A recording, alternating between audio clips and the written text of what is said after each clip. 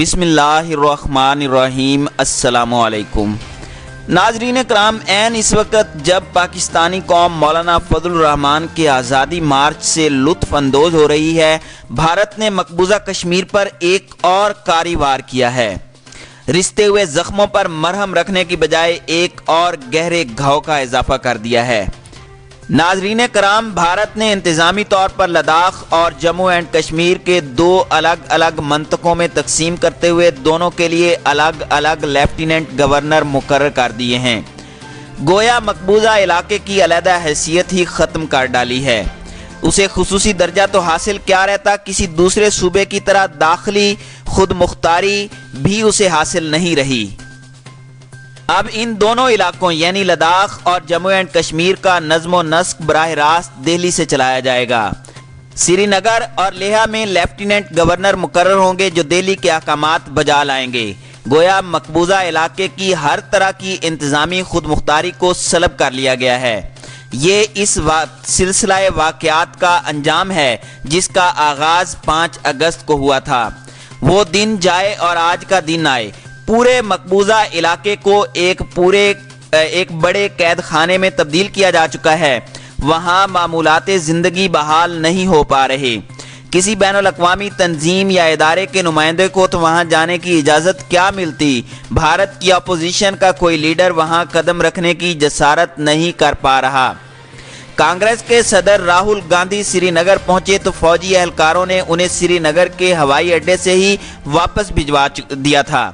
ایک لطیفہ یہ بھی سرزد ہو چکا ہے کہ یورپی یونین کے انتہا پسند دائیں بازو سے تعلق رکھنے والے چند ارکان پارلیمنٹ کا ایک وفد ترتیب دے کر بھارتی حکومت انہیں سری نگر لے گئی، لیکن تھوڑی سی ڈھیل ملتے ہی کشمیری پابندیاں توڑ کر باہر نکل آئے اور بھارت کے خلاف نعرہ زن ہو گئے۔ بھارتی حکومت کی کلئی کھل گئی اور اس نے اپنا چہرہ اجلا کر کے دکھانے کی جو سازش تیار کی تھی اس کا بھانڈا پھوٹ گیا۔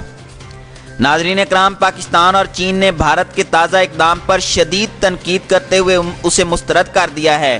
ہر دو ممالک کے وزارت خارجہ کے ترجمان نے اسے اقوام متحدہ کی قراردادوں کی خلاف ورزی کہہ کر ناقابل قبول قرار دے دیا ہے۔ معاہدہ شملہ کے تحت بھی کشمیر کی حیثیت میں کوئی یک طرفہ تبدیلی ممکن نہیں ہے۔ بھارتی حکومت مقبوضہ کشمیر میں یک طرفہ اقدامات کے جو تیر چلا رہی ہے، بالآخر وہ خود اس کا نشانہ بنے گی اور اس کے سامراجی عزائم تار تار ہو جائیں گے۔ وزیر اعظم نریندر مودی نے کشمیر کے مسئلے کا جو حل تلاش کیا ہے، قابض ممالک اور قابض فوجیں اکثر اس طرح کے حل تلاش کرتی رہی ہیں۔ افغانستان میں اولاً ماسکو نواز حکومت قائم کی گئی۔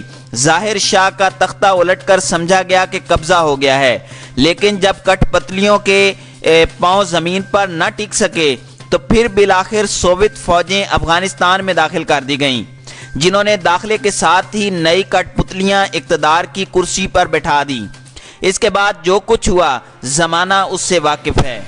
آج دنیا کے نقشے پر سوویت یونین نام کا ملک موجود نہیں ہے۔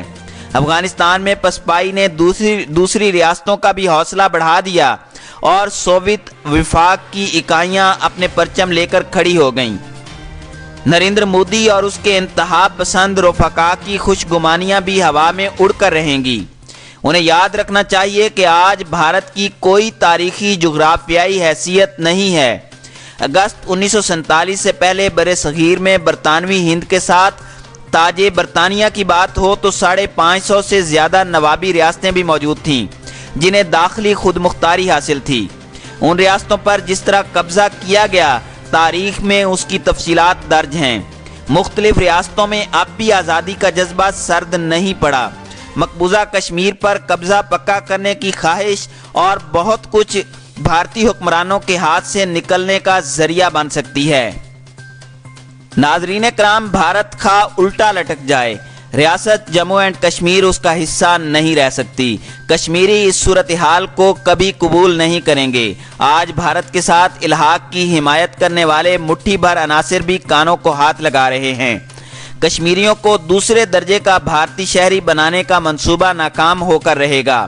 پاکستان کشمیر کی تحریک آزادی جس کے وجود کا حصہ ہے، اسے البتہ اپنے معاملات کا جائزہ بھی لینا ہوگا۔ اہل سیاست کو دستور کی حدود میں رہ کر زندہ رہنے کا ہنر سیکھنا ہوگا۔ یہاں نہ آزادی مارچ کی نوبت آنی چاہیے، نہ اپوزیشن کو دیوار سے لگانے کی اجازت ملنی چاہیے۔ ہمیں اپنی ساری توانائی ایک دوسرے کو زچ کرنے اور ایک دوسرے کو شکست دینے کی خواہش پالنے کی بجائے بھارتی عزائم کو خاک میں ملانے کے لیے وقف کر دینا ہوگی۔ جو داخلی کشیدگی پاکستان میں پیدا ہو چکی ہے اسے کم کرنا حزب اقتدار اور حزب اختلاف دونوں پر لازم ہے۔ اگر ہمارے اہل سیاست نے ہوش کے ناخن نہ لیے تو ان دونوں کے ہوش اڑ جائیں گے۔ آزادی کی قدر کیجئے، مقبوضہ کشمیر سے سبق حاصل کیجئے، اس کے لیے سوچئے، اس کے لیے اقدام کیجئے۔ سب سے پہلے کشمیر، اس کے بعد کچھ اور۔